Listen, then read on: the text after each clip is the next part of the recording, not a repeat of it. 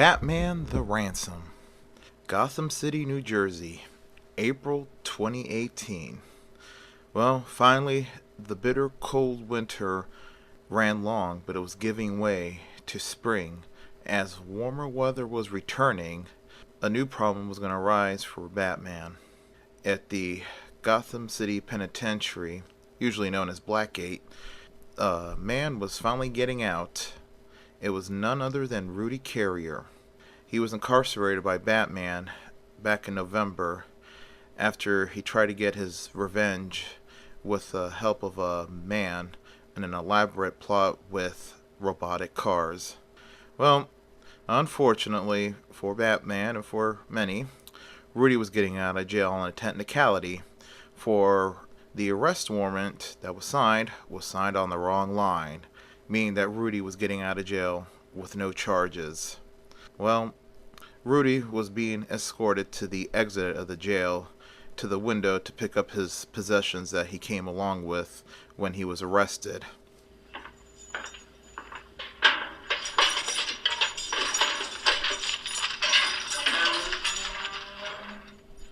Well, at the possessions window, they hand him his wallet back. That was the only thing he came in with.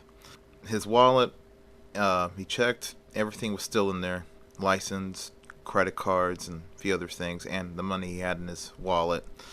He signed the paper of release, and then the guards escorted him outside to somebody who was waiting for him outside the gates of the penitentiary. Rudy gets in the car and says to the person that picked him up, a young man by the name of Kyle, and he says to Kyle, "Well, it's good to be out again. I thought I was never going to see this area, see the city again for a number of years." Kyle says, "Well, don't worry, Mr. Carrier. It's not every day that a guy gets lucky and gets out of jail because of some idiot that signs the name on the wrong dotted line." Well, Kyle then asks, "What do you want to do, Mr. Carrier?" Rudy looks at him and says, "Take me to my home. I just want to settle in and everything else before I try to pick up where I left off in life." "Yes, sir," says Kyle to Rudy, and they drive off. A couple days later, at Emerald City, Ford and Mercury, the place where Rudy once owned and operated was now under new management since he got arrested, and Corinne still works there. She's the assistant manager now, and she was signing some paperwork as she saw somebody approach her at her desk. When she went to look up, she was shocked. It was Rudy Carrier. Rudy Carrier says, "Well, hello, Corinne. I see you finally made assistant manager. I was going to promote you to assistant manager before that untimely incident with that idiotic costumed idiot happened." Corinne was like, "Oh, really?" And then she went on to ask, "When did they let you out of jail?" Rudy says, "Oh, just a couple days ago. You gotta love this justice system. Not only does a vigilante apprehend me, but the person who signed my warrant signed on the wrong line, ensuring my freedom. And thank God," he says, because he goes on to say to Corinne, "Well, Corinne, I was thinking about something before that incident, and I was thinking about it even more when they brought me into Blackgate. I was thinking about you, Corinne. I wanted to ask you out before this whole thing happened, but then Bruce Wayne came in, bought a few cars, and he asked you out on the date. And from what I've been hearing and seeing on TV and reading in the tabloids, it seems that you and him are kind of, how should I say this? Kind of an item, a hot couple. I'm kind of sad," said Rudy, "because you're a beautiful woman, and, I never figured you to be such a gold digger." Soon, Corinne cuts him off, is like, "Listen to me, Mr. Carrier. I am not a gold digger. A man asked me out. He's a good man. He is settled. I don't care about his fortune." Rudy had that smug look on his face that he's been known to give when he thinks someone is just lying. Suddenly, their little conversation was interrupted by the new owner and manager of Admiral City, Ford and Mercury, Jonas Wynn. He says, Mr. Carrier, I'm glad you could make it, sir. Well, I will show you to your old office, and I can assure you on my behalf that no one ever entered into the safe while you were away in jail, sir. Carrier looks at the new owner and says, well, I am thankful. I have too many personal things in that safe, and unfortunately I was not able to have anybody come and clean it out because of where I was at, and this buyout happened so quickly. Well, Jonas says, well, just follow me, Mr. Carrier, and I'll show you to the office, and I'll let you clean out your safe. But I must ask you to leave the property as soon as you clean out your safe. But if you wish to buy a new car, Mr. Carrier, we can help you get a new car. Rudy says, no thank you, I still have my car and it's good. Well, just let me clean out my safe, he says to Jonas. He turns around to Corinne and says, I'll talk to you later, babe. Well, Corinne was very unsettled. She didn't like the fact that Rudy was out of jail on a technicality. She quickly grabs her cell phone and calls Bruce Wayne at his job.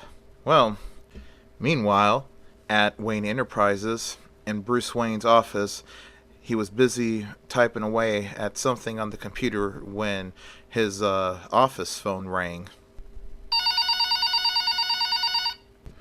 Bruce Wayne answers the phone. He says, good morning, Wayne Enterprises.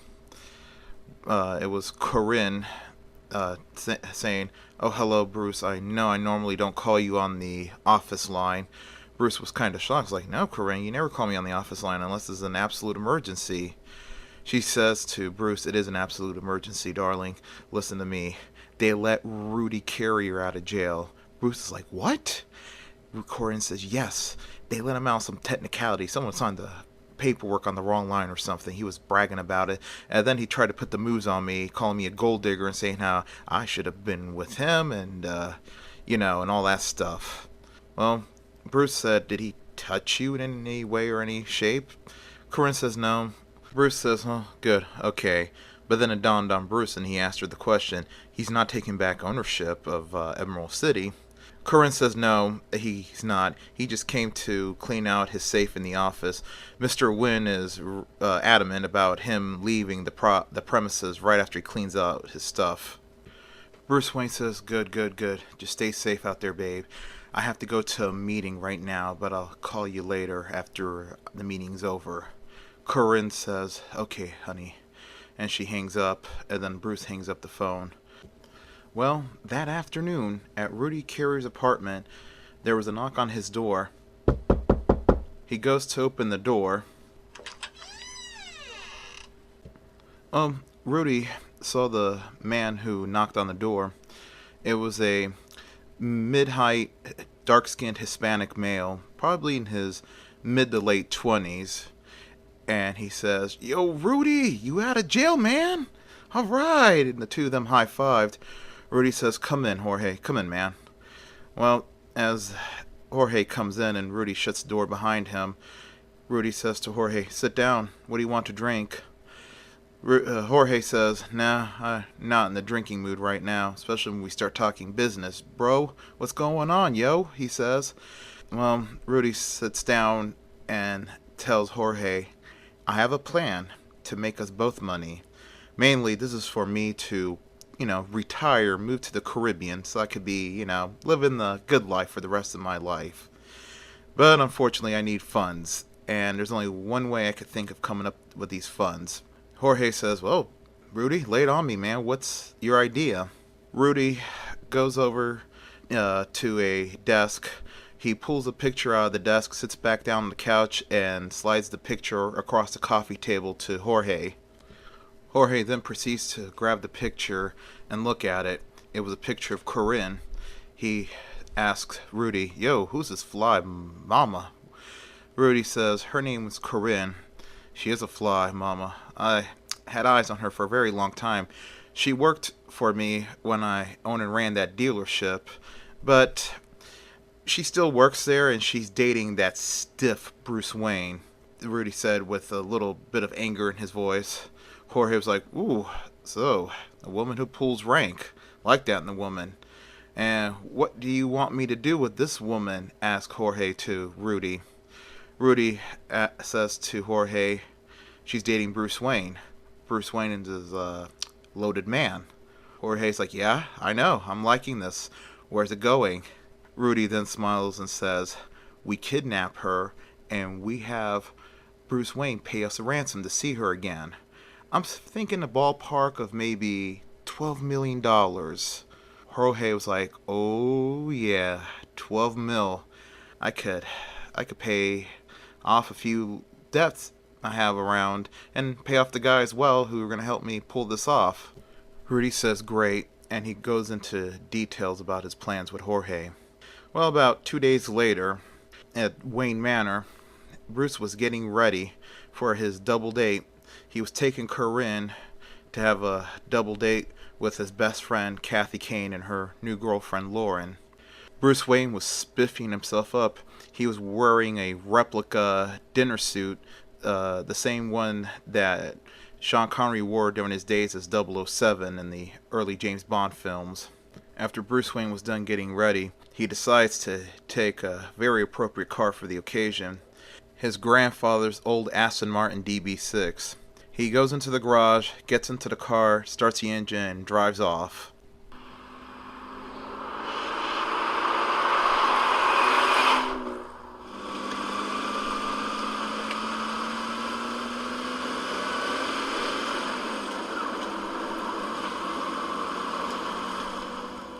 Meanwhile, in Corinne's brownstone apartment, Corinne was getting ready as she was putting the final touches on herself, putting some very nice looking earrings on. She hears a knock on her door. She looked at the clock in the hallway and figured, Bruce is early. Well, she walks down to the front door and opens it up. It was none other than Rudy Carrier. Corinne was a little upset. She says to Rudy with a stern voice, "What the hell are you doing here? I don't want to see you here." Rudy says to Corinne, "Listen to me, Corinne. He noticed that Corinne was very nice looking, dressed for some special occasion, but Rudy figured what it was and he says to her, 'You're going to see that idiot Bruce Wayne, aren't you?' Corinne says to Rudy, 'Get the hell out of here. Bruce is going to be here any minute. I don't want him to see you.' Rudy says, 'Listen, Corinne, we have to talk. I have feelings for you, woman. You don't appreciate a good, hard-working man when you see one.' Corinne curtly says to Rudy, 'I told you I was never interested in you, and especially that you're just a crook and a murderer.' Rudy sternly says, 'That is not true. I am not a crook and I am not a murderer. I'm just a businessman who looks to make a good profit by any means necessary.' Corinne says, 'Yeah, a crook.' When she was about to slam the door in his face, he quickly holds the door from slamming with his right arm. He was a big man, so he was able to hold that door from slamming on him. Corinne started to freak out. She says, 'Get out before I call the police.' Well, as Bruce Wayne pulls up to the front of the brownstones with his Aston Martin DB6, he gets out. As he shuts the car door, a white Dodge Sprinter pulls out of the side street, almost running him down as it was getting away high speed.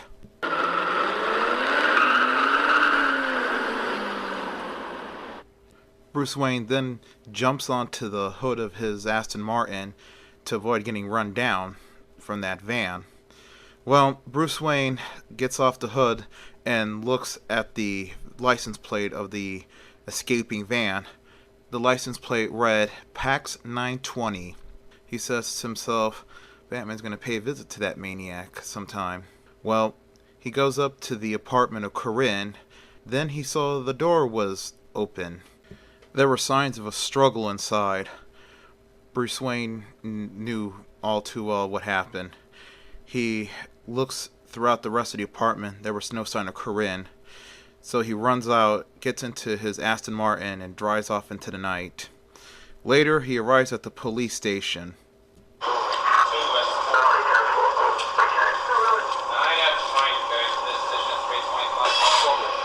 Well, Bruce Wayne arrives at the desk.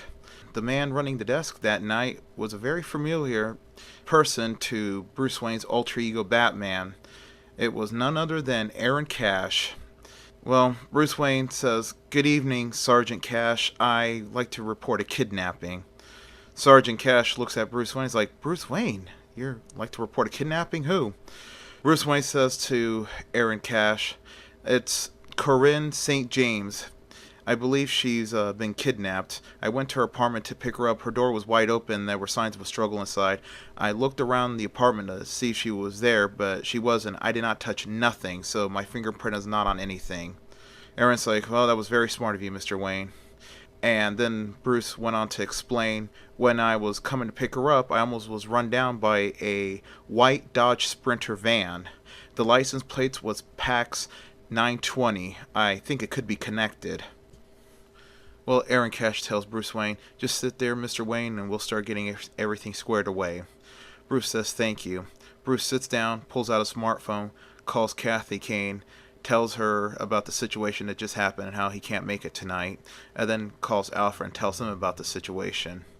After he was done talking to the two people he needed to talk to, Cash comes back up and says, "Mr. Wayne, this is Detective Renee Montoya." Well, Bruce Wayne, or his alter ego Batman, recognized and knows Detective Montoya all too well. And they take him back, and he gives his description and statements about what he saw. Well, then Cash comes back and says, "You had every right to be suspicious, Mr. Wayne. That license plate number you gave us belongs to a man named Jorge Del Mar, a man who has a very long rap sheet." Bruce Wayne says, "Great." Suddenly, Bruce Wayne's phone goes off.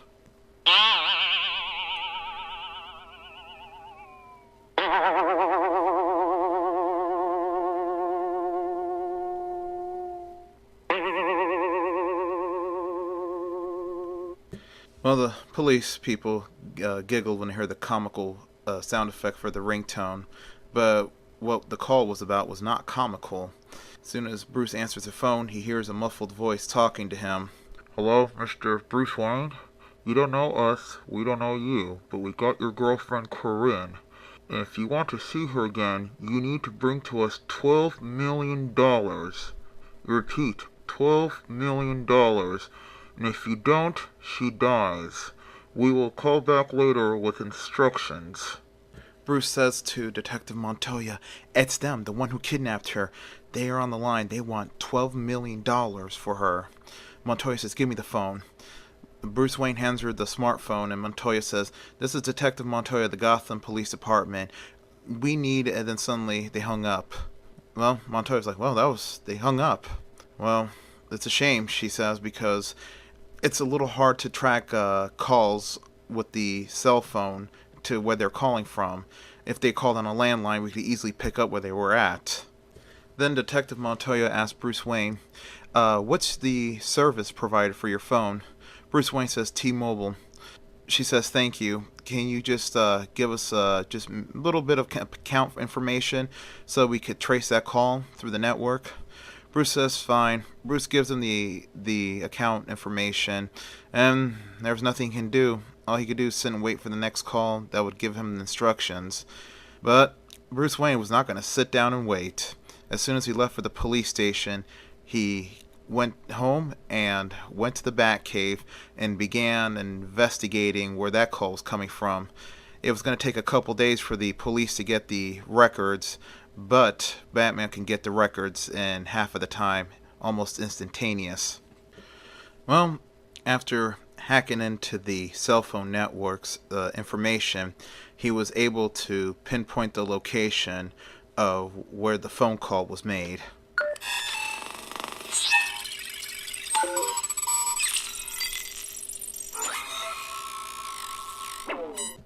The information displayed on screen showed that the phone call was made from an old payphone behind a Cillian's bar in downtown Gotham. There wasn't very much payphones left in Gotham City due to the advent of cell phones, but it was worth checking it out. Hopefully nobody else used the phone, so there's still a fresh fingerprint trail. Well, later on, Batman arrives to the payphone. He stealthily sneaks around to not be seen, activates detective mode, and begins scanning for fingerprints on the phone receiver. Well, he grapples up to the roof, and sure enough, Alfred chimes in. Sir, the fingerprints you scan belong to a Pedro Urbano, a man with a rather big criminal record. Just a few minor crimes, that's it. There was nothing major on those records. But he, according to the address here, he lives about maybe a few blocks away from where you're at, sir. Batman says, Excellent. Looks like Batman's going to have to pay Mr. Urbano a visit. It's those ones with petty records that quickly talk. well, at the apartment of Urbano, he sits on his couch, nervously talking on the phone to Rudy Carrier, and he says, listen, the message has been delivered.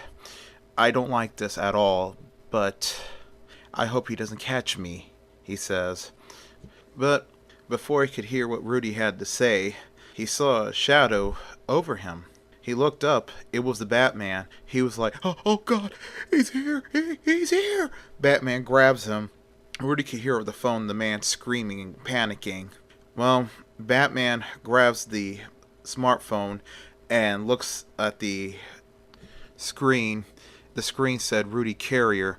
Batman puts the phone to his cowl and says, So, Rudy Carrier, you're back at it again. Not even a couple days out of jail. Tell me, where's the girl, Rudy? Make it easier on yourself. If you don't, I will beat you up even worse than the last time.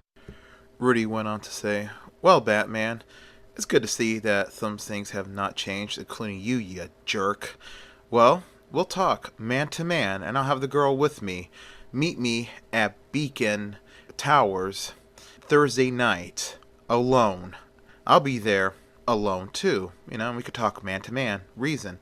Then Batman says, So be it. I'll be there Thursday night, but trick me, Carrier, and it's the end for you. Rudy says then deal and hangs up the phone. Well, he turns around to look at his friend Jorge and says, change your plans, buddy. Before we get the money, we gotta kill a bat problem. Jorge smiles and says, what do you want?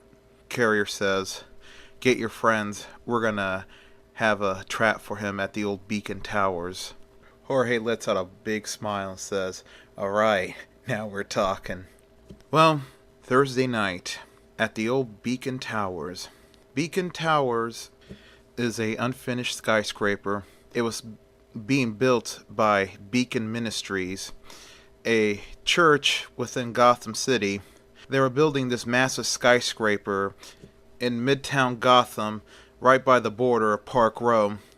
This skyscraper was to serve as the ministry's new headquarters and to serve as a production facility with recording studios and everything for their documentaries, their films, and music that they released. Well, halfway through the project, the founder and the minister of Beacon Ministries was jailed for fraud and the church was shut down. And the tower remained silent, unfinished, except for the glass that was put over it. But unfortunately, no one wants to buy the tower because of its proximity to Park Row. The minister's plan for Beacon Towers was also to have it near Park Row to symbolize hope for the people living in the most blighted section of the city. Well, that didn't work, and now the tower just remains unfinished, and now it was being occupied by Rudy Carrier and his goons that have set up a trap for Batman. Well, as the men were ready and waiting for Batman, unbeknownst to them, a little drone was flying over the building, recording and scanning everything.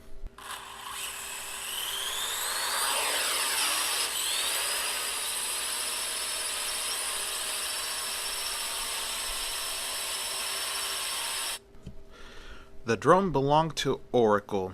Well, as the drone was scanning the building, She was reporting to Batman over the communication channel and says to Batman, "Alright, Batman, the drone picks up about a dozen men on the 15th floor. It looks like it's an ambush and they're waiting for you. They're all by the elevator. Further up, around the 30th floor, there's another group of men waiting for you. Probably if you get past that dozen group of men. And then on the top, the 40th floor, Rudy Carrier's there with somebody on their knees. It's more than likely Corinne, and there's two other guys with him there." Then Batman asked Oracle. Is there any power to the site? Oracle replies, "Yes, there is. They got a power restored to the site, probably through a big generator, or just doing some wiring to get electricity flowing through there again." Then Batman says to Oracle, I'm going in. Well, Batman goes in. He sends the elevator up to the 15th floor, but he was hanging underneath the elevator as it was riding up.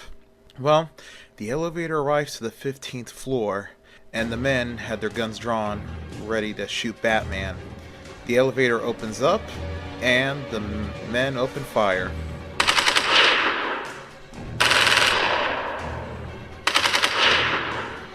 To their surprise, it was an empty elevator. They were like, "Where's Batman?" Suddenly, in the floorboards beneath, there was a small explosion that threw everybody forward. Then Batman jumps up from beneath the hole and throws small magnetic explosive charges. They quickly attach to the machine guns of the men who were holding the machine guns, and they go off, destroying their machine guns. And then with his martial arts prowess, Batman began beating the crap out of all the goons in that area.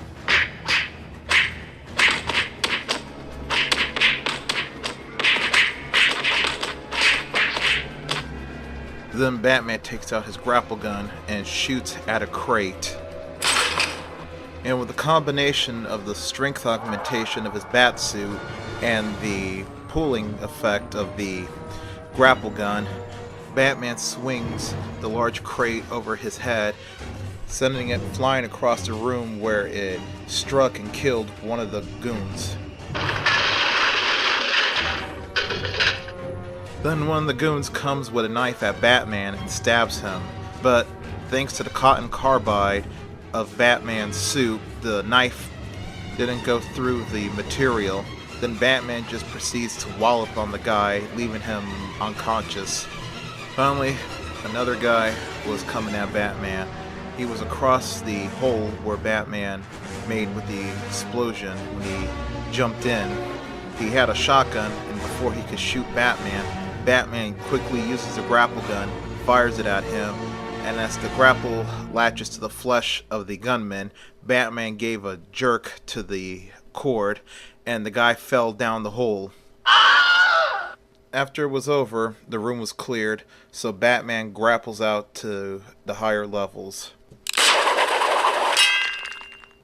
Well, Batman made it to the 30th floor, where the other group of men were waiting for him. Well, the leader of this group of men said, "I don't have any contact with the guys on the 15th floor. Batman must have been there already. So he should be on his way up. Alright guys, spread out." So as the men spread out, unbeknownst to them, Batman was in a room already, higher up, crouched, looking down at them. With detective mode on, he could see the red skeletons. The red skeleton meant that they were armed, and the augmented reality display showed that they were armed with assault rifles. So Batman stealthily took them out one by one until there were 3 left, and he was going to take out the 3 of them together. Batman reaches for his utility belt and pulls out the sonic batarang. He throws the sonic batarang to the ground nearby where they were at, and the sonic batarang lets out a sound.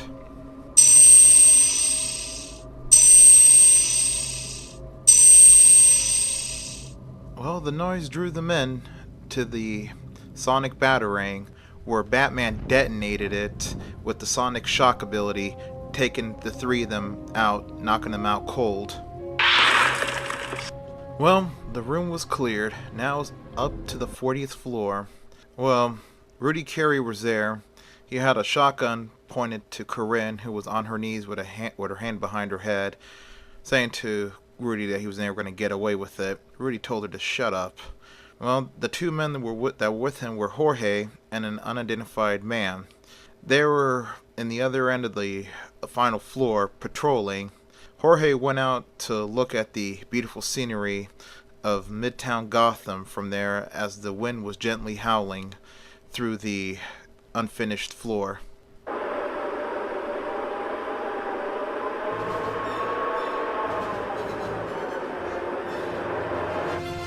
Unknown to Jorge, Batman was hanging off the ledge, and then Batman proceeded to do a ledge takedown, grabbing Jorge by the shirt collar, pulling him down and smashing his head against the metal of the railing, knocking him out cold, and then throwing him over to the side, but there was cable wrapped around Jorge's ankle, so it just left him dangling upside down.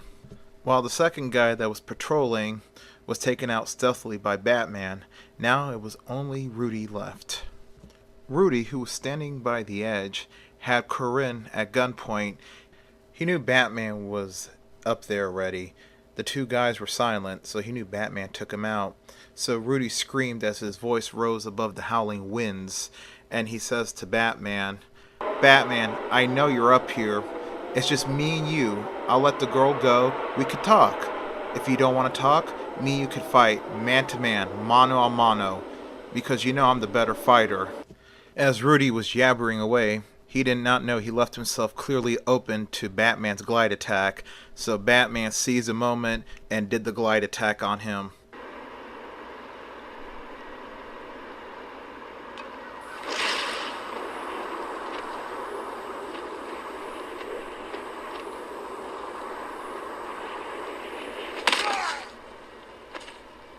Well, the mighty kick from Batman sent Rudy Carrier over the railing and he fell down to his death. So it was over. Batman went to see if Corinne was right. He asked her, "Are you okay, ma'am?" Corinne replies, "Yes, I'm okay. Thank you for saving me again, Batman. It seems like I've become a target since I've started dating Bruce Wayne." Well, she turns around and looks out to the Gotham City skyline. She says, "I don't know how I'm going to repay you, Batman." When she turns around, Batman was gone. So Corinne just takes the elevator down, where she exits to the first floor, where the police were down there. Well, they run to her and they're like, Miss St. James, are you okay?" Corinne says, "Yes, I'm okay." Detective Renee Montoya tells her, "Miss St. James, you have to come with us to the police station. We need your statement on what happened up there." Corinne says, "That's no problem. I just want to get this over with." Well, she gave her statement to Detective Montoya and she went home. There, she went to call Bruce Wayne, and Bruce Wayne answers the phone pretending he was sleeping. And he's like, "Yeah, who is this?" Corinne says, "Bruce, it's me." Bruce was like, "Corinne, you're okay. What happened?" She went on to explain the events, and Bruce Wayne was like, "Wow, thank God for Batman." Well, anyways, Bruce says to her, "You want to come over?" She says, "No, Bruce, but I want to talk to you first thing tomorrow morning. It's very important." Bruce said, "Okay, Corinne, I'll be over first thing tomorrow morning." She says, "No, not at my apartment. Meet me at Robinson Park." Bruce said, "Okay." Well, it was around 9 o'clock in the morning.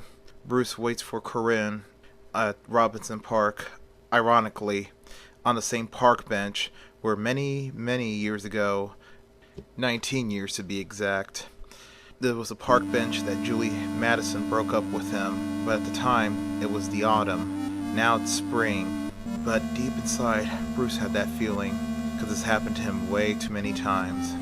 And sure enough, Corinne shows up. She gives that hello, but not the kind of warm hello, more like that awkward hello, like there's a problem hello. Bruce gets up and hugs and kisses Corinne. He's like, "I'm glad you're safe. I'm thankful to Batman for saving you." She tells Bruce, can we just sit down?" Well, Bruce sits down on the park bench. Corinne sits next to him. and she explains what she had been thinking all night. She couldn't sleep all night because she was thinking about her, she was thinking about Bruce, she was thinking about them, and she was thinking about the problems that had started to occur when she started to date Bruce Wayne. The paparazzi's chasing her around, asking her stupid questions, sometimes personal questions, and the kidnapping was the final straw because she knew she continued dating Bruce Wayne. This would not be the last time she'd be kidnapped for a ransom demand.